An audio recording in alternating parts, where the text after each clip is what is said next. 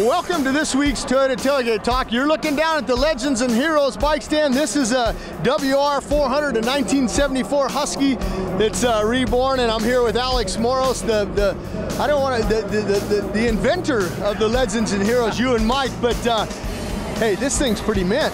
Oh, it's a great bike. You know, the WR was a fantastic bike when Husky came out with it in '74. It gave me fits when I was riding my Mako, and I'll tell you, it was really a light, competitive machine based on some really cool stuff and innovation back in the day. Something else that you did, you talk about back in the day, Lyle Lovett. He just received his award from the Legends and Heroes in Dunlop. I know Scott Wallenberg with Racer X gave him a nice plaque to hang his guitars on there. I saw a Rockwell watch you guys gave him. I mean, that's pretty cool to honor a guy like that. I mean, he's a big enthusiast. Yeah, he is. You know, he started playing in the clubs in the mid-70s, but he also, at that time, he was a racer. And a lot of folks forget that he played the amateur game with all of us, racing on a Penton and on a Husky, and then got involved in the music industry as a celebrity with his first album in the early 80s. But the coolest thing about him is that he's the best ambassador you could have for our sport. I mean, Lyle Lovett, he's a moto aficionado. He loves the sport. He's here when he can be with his busy schedule, but he always stops by, especially at the Legends and Heroes tour setup. You know, the museum was busy all day today. Lyle came over and he was just in awe as he went through the inside of the tour of the history of Supercross.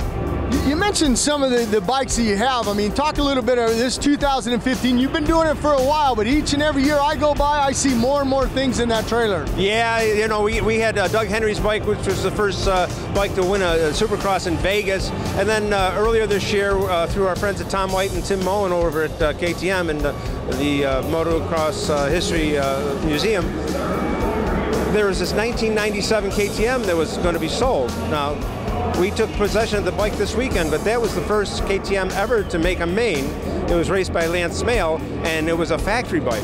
And it's the coolest thing that we've added to the collection. We got it this weekend, and it's really neat. I mean, people were just buzzing around at the aluminum tank and how heavy it was, and you know, but it's a great piece of history to know that at Daytona that was the first one that made the main. Well, and the other thing you're doing also, you're helping out Gannon Audette. I mean, I saw Gannon Audette earlier today, looks good, but I mean, you're not only giving back to the sport and preserving the sport of Supercross and motocross, but you're helping some of the young riders. Oh yeah, Gannon's a great kid. You know, we were approached last year to help a guy get back into the sport after 2 years of injuries that took him out. You know, two-time amateur national champ, and he had a great ride with Yamaha.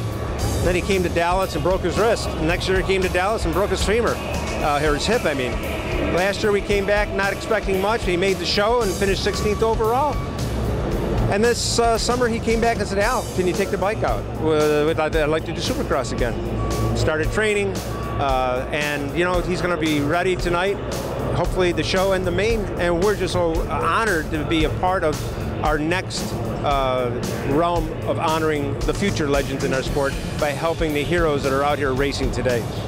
We heard it from Alex Moros, the man who runs the Legends and Heroes. Well, that's it for this week's Toyota Tailgate Talk. Make sure you check us out on Race Day Live on supercrosslive.com.